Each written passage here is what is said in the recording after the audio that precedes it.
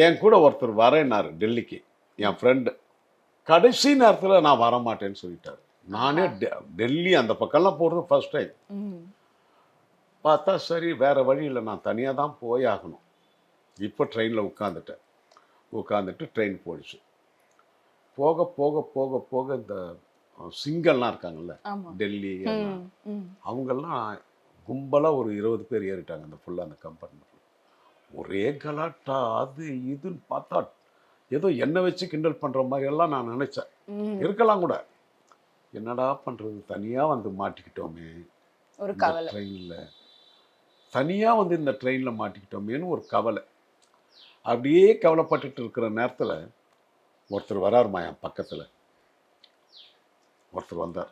அவர் யாருன்னு எனக்கு தெரியல, அவர் முகம் எனக்கு இன்னும் ஞாபகம் வரல.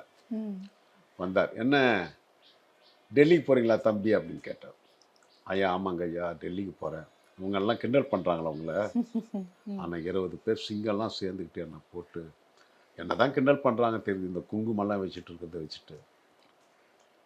அதனால் பயமாக இருக்குது, டெல்லிக்கு நான் போய் எப்படி சேருவேன்னு சொல்லி. அதெல்லாம் ஒன்றும் பயப்படாதுங்க, இன்னும் கொஞ்சம் நேரத்தில் எல்லாம் தூங்கிடுவானுங்க.